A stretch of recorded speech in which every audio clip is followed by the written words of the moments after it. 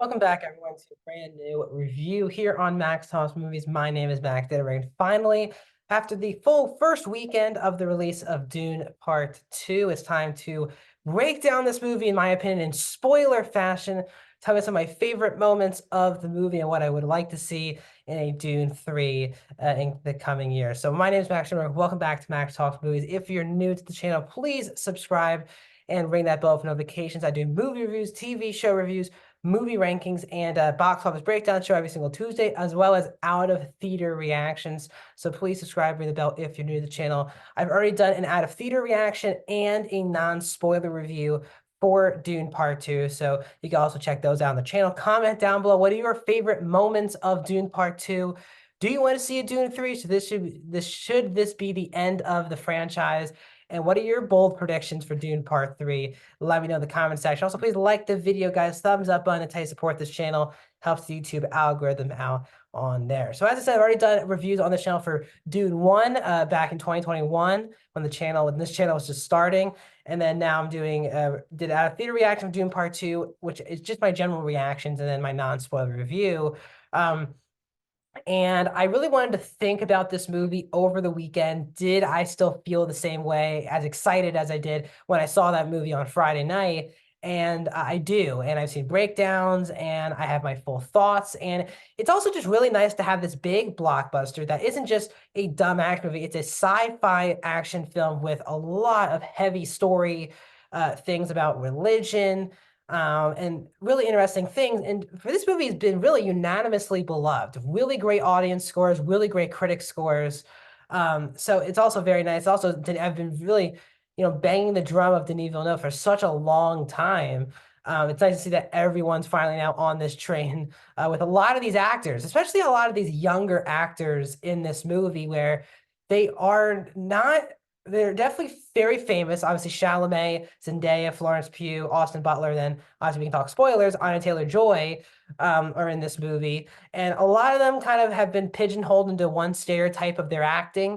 And I've loved all of them before in other things. Obviously Butler I've only seen in really only seen in a major role in Elvis, but the rest of the actors I've really enjoyed in other things. I didn't really understand why everyone was kind of like not liking some of these actors, but I think a lot of people are now realizing why really what a great future Hollywood is from an acting perspective. These are really five of the most captivating young actors of the next how many decades, because these are going to be the actors moving forward in Hollywood. I'm very excited about that. So let's get into we're going to talk about some plot points, obviously, here. So if you've not seen Dune Part 2 in full length, I'm doing a spoiler review. So definitely, if you want to see my general thoughts on what I think about the movie, you can check my out of theater reaction and my non-spoiler. But if you want to check out the spoiler review, go see Dune Part 2 and then come back here for this video. So this is a long movie, and I really don't.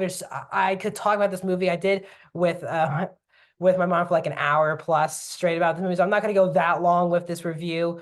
I just want to give general thoughts and deep impressions of things that I already talked about in my non-spoiler review. So, which a lot of it is the ending. So obviously this movie is gorgeously shot. And the opening scene takes us right into Arrakis with that kind of scene with the Harkonnens going after, the Fremen. And a really great scene here.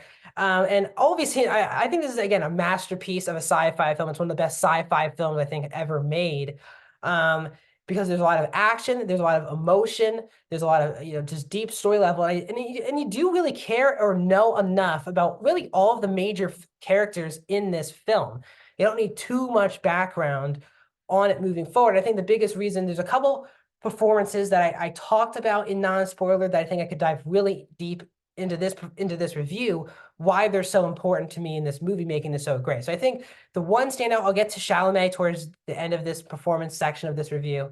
Zendaya is, for me, the key part of what makes this movie really special, because obviously Chalamet has the movie kind of on his shoulders. His performance is taking a boy to a man in these two movies. And he does it perfectly in this film, especially in the second half of this movie when he does drink that blue, worm juice and becomes kind of the messiah, the false messiah, as Chani thinks throughout the entire film. But Zendaya is the one that grounds this movie. And she even tells, Paul during the film, you come from Dukes and obviously the Lady Jesuit with sorry, the Ben Gesserit's, not the lady. I always get the Lady Jesuits and Lady Jessica confused. The Ben Gesserit's with Rebecca Ferguson being his mom and Oscar Isaac being his dad in the film. And, she just comes from her people and she wants someone from her people to save them.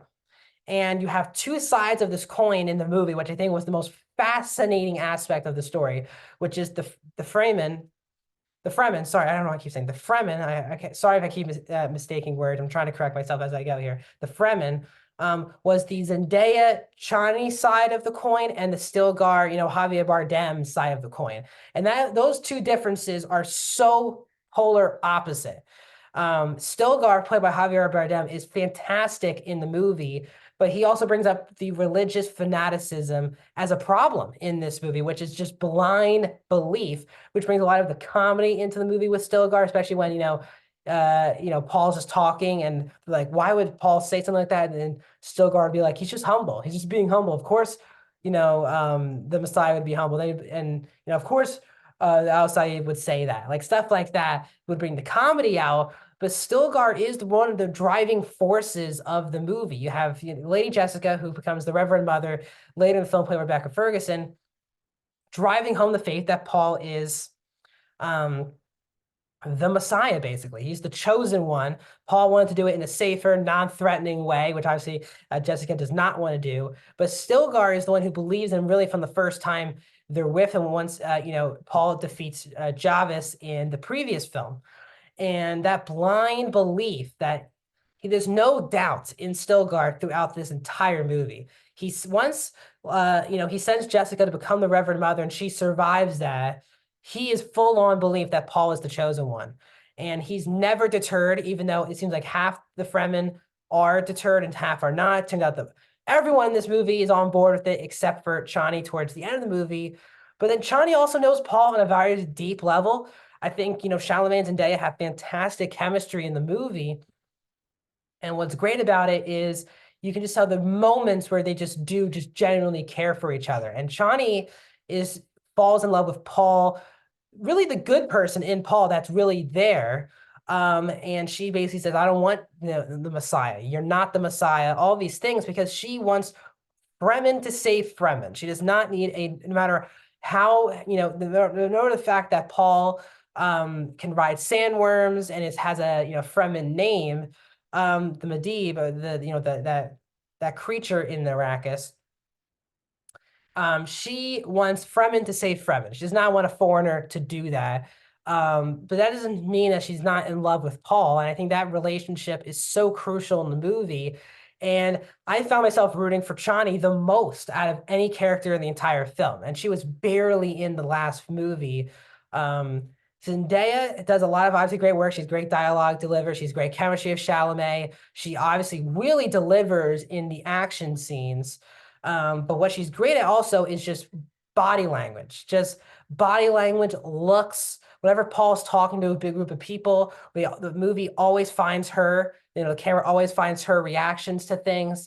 And Zendaya, again, I've talked about this for years because I've been covering Euphoria from the first season, or really since the second season started on this channel, and Malcolm and Marie, but she's just one of the best actors. And I think a lot of people who don't watch Euphoria, who just assume she's just like MJ of the Spider-Man films.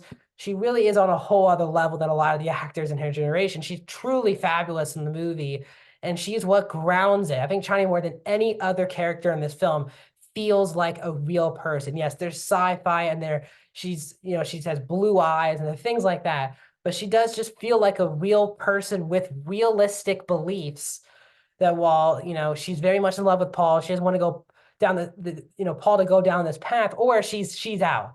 And we obviously see that. I'll save my, thoughts on the very end of the movie towards the late part. The other performance I want to talk about more in depth is obviously Austin Butler, who is fantastic in the movie. It's not even in the first half of the movie. Fade is in that black and white aspect of the movie, which is genius. With obviously the Harkonnens, how do they look like that? Well, that moon forces them to look like this, and the whole world to look like this. And the gladiator scene was awesome because obviously it shows Fade out, kind of a showcase of what Fade can do in action scenes. And then you also get to see with his uncle, his grandfather or his dad, whoever, Stellan Skarsgård's character, that he didn't drug the last person and he's testing Fade for this last fight. And, there's a ferociousness, there's a sporadic element to the performance, but Butler really delivers. I think a lot of people were nervous after Elvis. Could he move forward with his career without just being known as the guy who played Elvis or that look or the voice? But you could not tell he played Elvis a couple of years ago. He's really transformative in this movie. And he's threatening. He's sick in the head, clearly. And Butler's kind of doing that Stellan Skarsgård voice very well. And I really enjoyed that performance. And we can obviously get to the big fight at the very end of the movie, which I do want to talk about. There's a lot of moments. I'll get to some of them as well. Obviously, I'm going to miss moments because I don't want to make this a long video, a super long video. So we get to the end, obviously led by, Paul becomes kind of the Messiah at that point. He drinks the blue, juice or whatever, but he's saved because of Chani's Desert Spring tears. But Chani's pissed. She slaps him right away and she leaves. But then Paul gathers everyone to take over, to get rid of the Harkonnens and bring the Emperor in. So we don't know this at the time, but to make a switch on who's running things. But Chani's not on this board at all. Even like she was talking to Gurney about it, played by Josh Brolin. He's like, just let it go. Just don't get involved at the moment. So Paul leads his attack. The attack is a very quick action scene.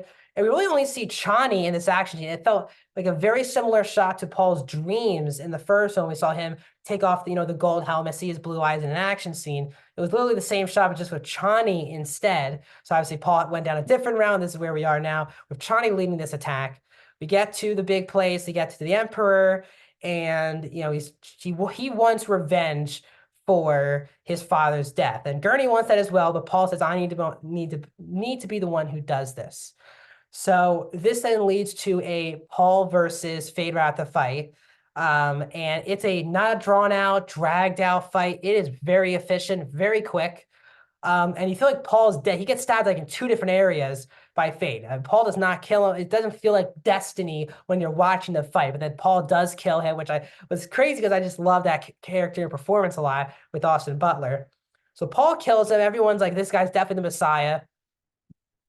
And Paul makes his power move, which is like, you're not going to be the Emperor anymore, and I'm going to take your daughter, who obviously in this movie is played by Florence Pugh, into marriage, and we're going to rule everything. I was like, wow, Chani is definitely not, she's already not happy, and this is a whole level of not happy. And Paul was looking at her the whole time, no matter where Paul's direction goes. Again, Paul, at the time, halfway through the movie, did not want to go down this road. He did not want to go down south, take the juice. He wanted to be with Chani the whole time because remember, Paul said, I wanted to be with you every step of the way. And Chani says, I'm always here and all these things.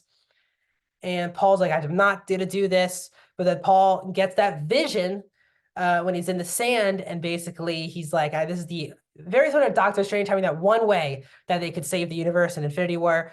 For Paul, this was the only way out, which is him having to drink it, become this false prophet, but prophet of some kind. Obviously, Chani would not be happy about that. So Paul wants to take, marry Florence Pugh. Now, also, Florence Pugh is very underrated in this movie. She's not in the movie a lot, but when she is, she just really pops. And if you follow the channel, she's in my top 3 favorite actors working today. She's truly fantastic in the movie because, again, it's a lot of body language performances. We learned that she was a part of the Ben Jevers trained by Charlotte Rampling's character.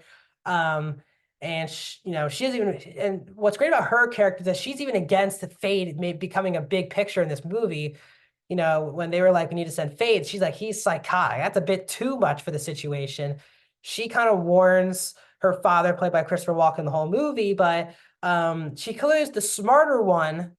But she's finally going to come into power in Dune 3 when, she's going to be serving with Paul. And obviously, Chalamet and Florence Pugh have great chemistry. If you haven't watched Greta Gerwig's 2019 Little Women, that's a great movie. Pugh got nominated for that film. And I thought Chalamet was also fantastic. I mean, they both have great chemistry in that movie. So I'm pumped to see more screen time of Chalamet and Pugh together for a full film instead of like this one scene when they were together. And again, Paul spares the Emperor's life in this movie. And that's not the other houses. He says, "Send him to paradise."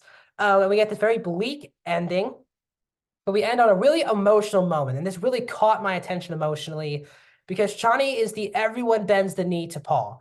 And Paul was looking at Chani the whole fight. Even Faye was calling her a pet to him. And every time he did a move, he was looking at Chani.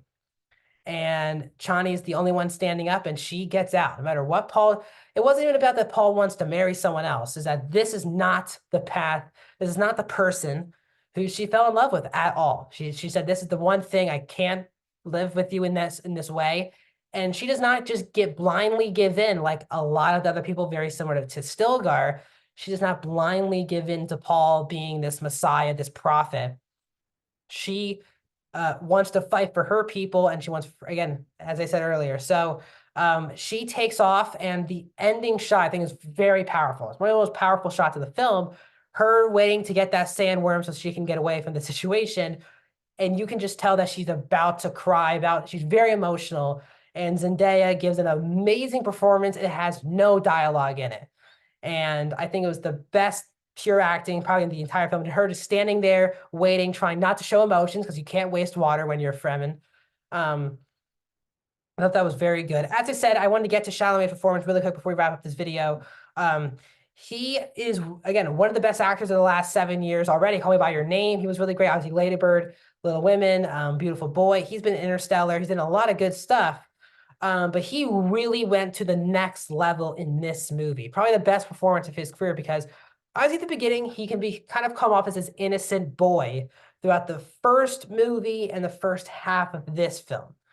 But when he takes that blue juice and he starts lecturing people and yelling at people, it is a boy to a man. And you don't really get to see that in the same movie captured this well from a performance perspective. Sure, the script could have that, but that change is all reliant on the actor who can make it seem over the top, could make it fake. But Chalamet doesn't. He makes it seem very consistent with the character, and you feel very off about Paul for the remainder back half of this movie once Chalamet's performance takes that turn.